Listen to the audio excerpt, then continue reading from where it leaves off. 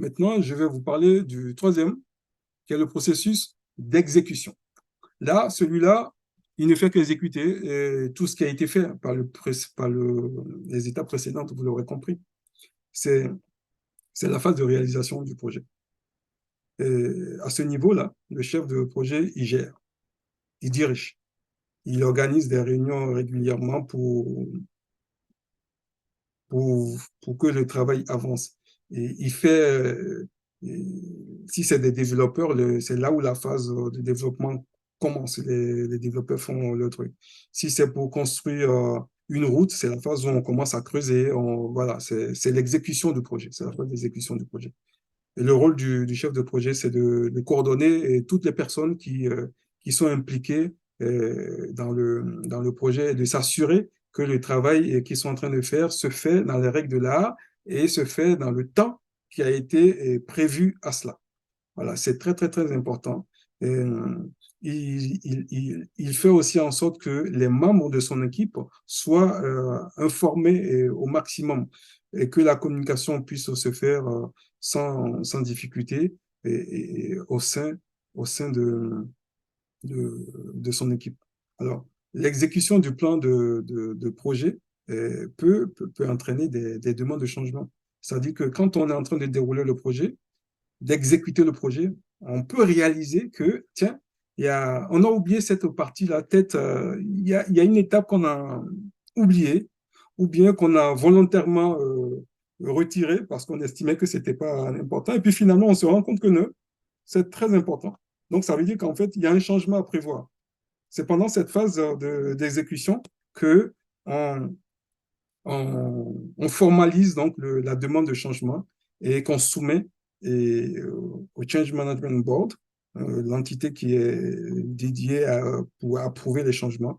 Et après, on revient dans la phase de planification pour replanifier le changement tel qu'il a été identifié et on l'exécute à nouveau. D'accord? Le changement peut aussi intervenir parce qu'on a estimé que le temps d'exécution d'une tâche a été sous-estimé.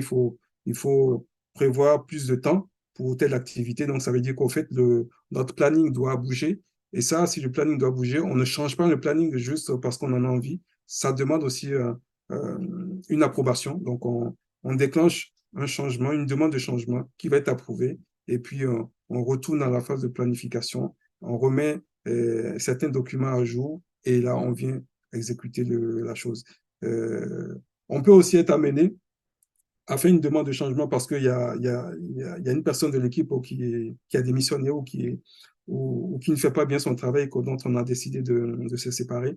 Donc là aussi, on émet une demande au Change Management Board qui va valider cela et du coup, on retourne dans la phase de planification, on demande à recruter une nouvelle personne et puis une fois que la personne est onboardée, en fait, on le fait venir dans la phase d'exécution et puis il travaille.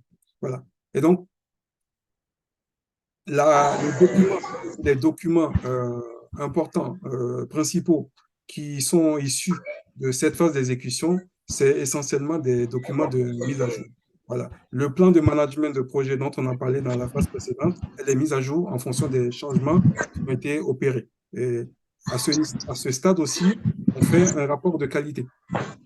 Donc, parmi les documents à fournir, il y a aussi le rapport de qualité. Donc, comme je vous ai dit, hein, à ce stade, on fait beaucoup d'exécutions. Et puis, s'il y a un rapport à fournir, on fait d'avoir des suivis d'avancement pendant cette phase-là. D'accord? Et un autre document, en fonction du degré du projet, c'est ce qu'on appelle le journal des points à traiter. Donc, c'est le plus souvent un fichier Excel dans lequel on met les actions correctives. Si c'est des bugs, on enregistre les bugs avec leur numéro de bug et puis on fait un tracking de tout cela. Voilà. Ça, c'est la phase d'exécution.